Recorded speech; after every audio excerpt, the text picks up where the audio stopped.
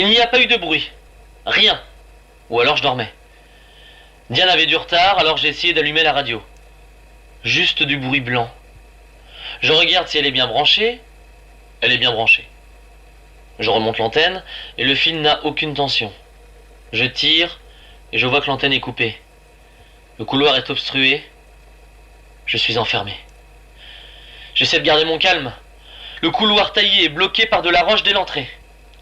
Le nénuphar électrostatique à l'entrée a été bien abîmé aussi. Je frappe sur la roche, ça m'a l'air aussi épais qu'une montagne. Oh, j'ai une petite crise de panique, puis j'essaie de me raisonner.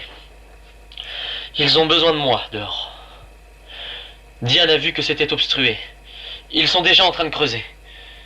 Je plaque mon oreiller contre la roche. Aucun bruit. De vagues distorsions cristallines, cycliques, comme le bruit du vent ou des vagues. Si une armée les avait tous bombardés, c'est impossible. Je reprends mon calme. Je passe en mode veille. J'éteins tous les appareils. Je garde les lumières chimiques des tubes lumineux. Je fais une mesure d'oxygène de la caverne. 21,20%. La proportion d'oxygène a diminué dans la caverne. Je ne comprends pas. Mais cela joue en ma faveur. Ma petite maison étanche n'est plus alimentée. Si la caverne est parfaitement isolée, la proportion d'oxygène sera le moindre de mes problèmes. À vue de nez, avec la taille de cette pièce, je pourrais tenir 5 jours. 5 jours. Disons 1 jour pour constater le problème, 1 jour pour amener du matériel de forage.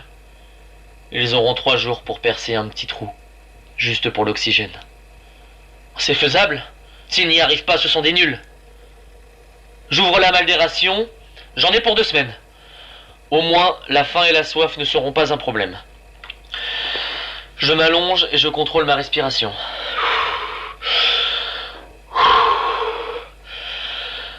Moi qui craignais de mourir d'hyperoxie, je risque de manquer d'oxygène. En tant que biochimiste, j'ai 1000 façons de créer de l'oxygène. J'ai un peu de javel ici, en la faisant bouillir, en rajoutant du chlorate de potassium. Je suis sûr qu'il y a du potassium ici. Oh non. Il y a encore plus simple avec l'azote liquide.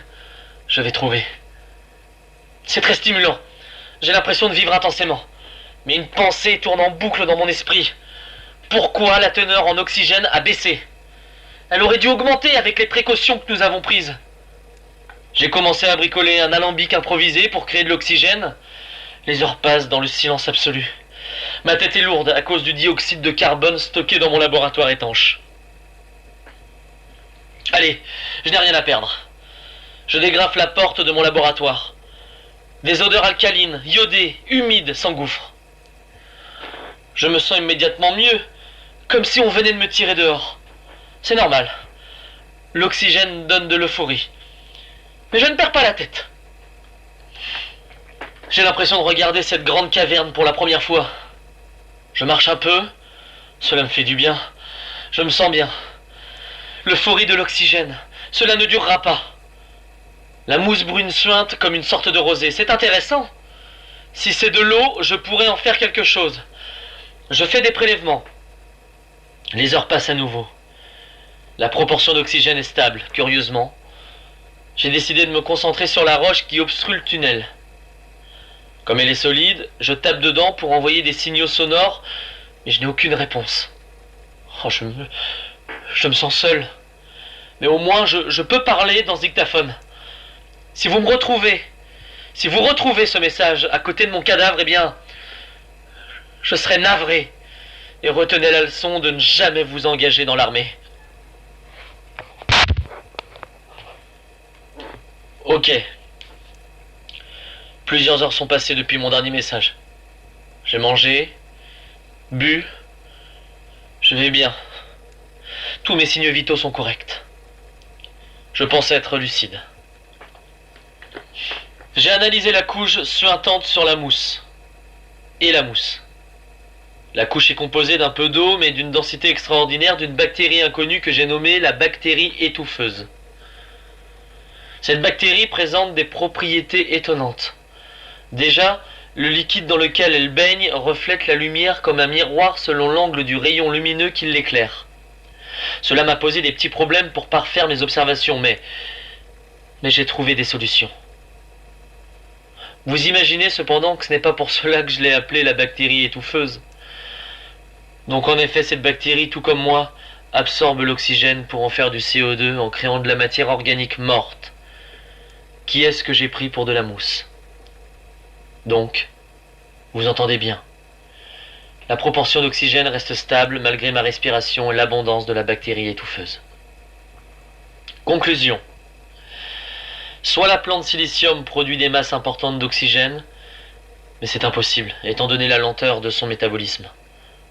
Soit il y a quelque part ici un accès à l'air libre. Ce qui est une très bonne nouvelle. Je vais chercher ce trou.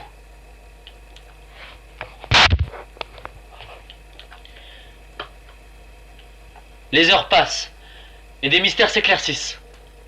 Sous la mousse de la bactérie étouffeuse qui recouvre les murs, j'ai découvert d'autres couloirs naturels.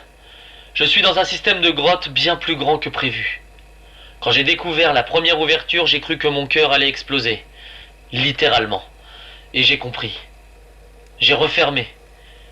Dans ce système de grottes, c'est là que la proportion d'oxygène était très importante. La bactérie étouffeuse qui consommait l'oxygène comme moi n'allait pas me tuer. Elle me maintenait en vie. Le danger était tout autour de moi. Et c'est ce qui est arrivé à l'équipe archéologique. Ils ont voulu explorer et se sont intoxiqués. Ces tunnels sont mortels, remplis d'un poison appelé oxygène. Mais ils sont ma seule chance de sortie. Il y a peut-être de l'autre côté de ces parois un chemin vers la sortie. Je vais tenter une expédition.